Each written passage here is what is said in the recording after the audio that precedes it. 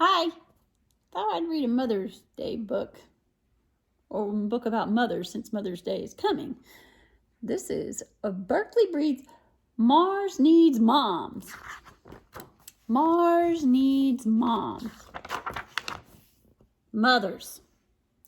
Milo often wondered what was so special about them. Anyone could see that they were giant, summer-stealing, child-working, perfuming garden goblins. There was hardly much special about that. Mothers were always bellowing broccoli bullies and carrot-cuddling cuckoos. Nothing very special about that, thought Milo. Mothers were slave-driving, trash-mashing, rubbish odor ogres. Nothing special about that. And mothers were thundering, humorless tyrants. This afternoon, Milo's mother missed what was funny about sister tinting. Up to your bed now, she thundered. Tyrant, barked Milo. No supper, said his mother.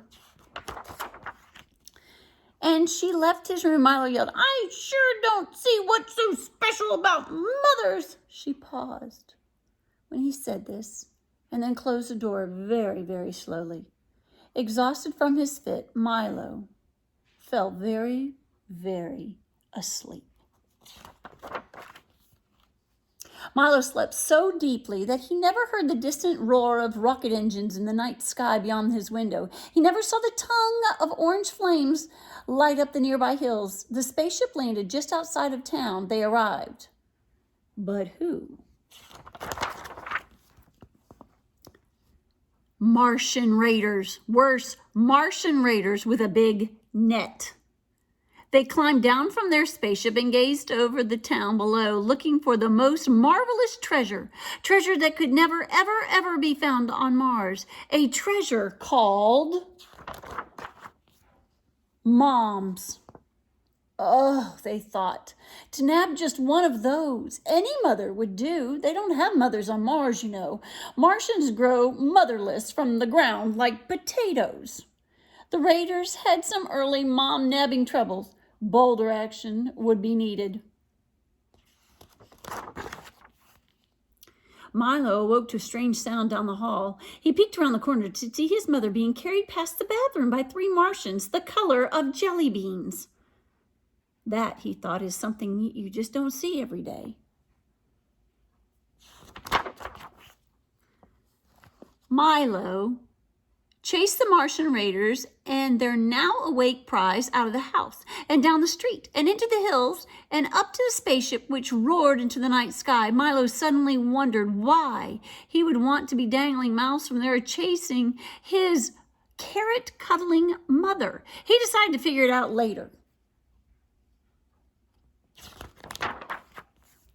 Milo found himself locked in the bottom of a spaceship, so he put on a spare space helmet and curled up in the corner, trying to stay warm. He slept as the ship sped towards the distant red planet. Milo awoke to find the ship still quiet. The door was open, and suddenly he knew why Martians so badly wanted mothers.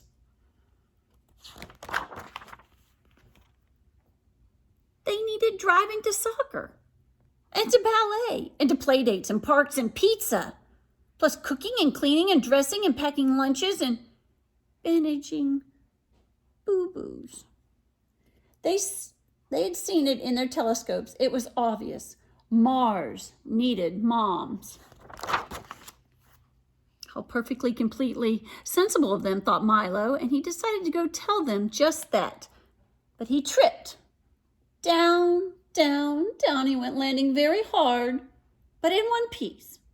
His helmet, not so much. Milo gasped. He choked. As everyone knows, breathing Martian air is like breathing mustard. He sucked in and instantly grew weak and dizzy, and things began to go dark, and Milo was fading. He barely sensed someone approaching.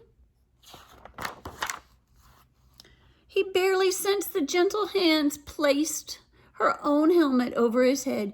Milo opened his eyes, and for the first time, He saw neither a broccoli bully nor a slave-driving garden ogre.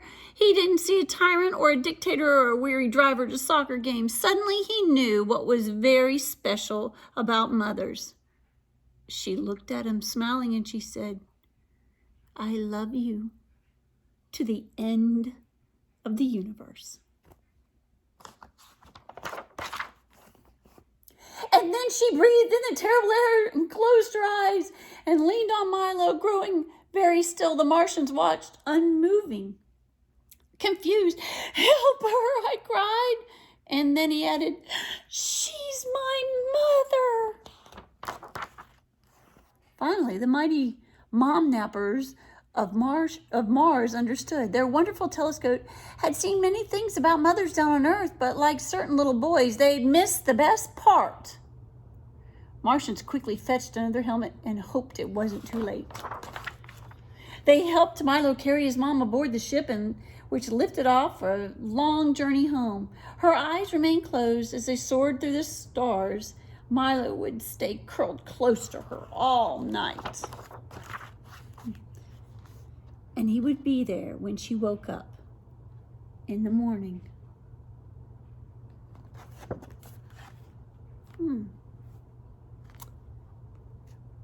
Did Milo really go to Mars? Or was he dreaming? But in the end, he knew how important Mommy is. Make sure you tell Mom how much you love her.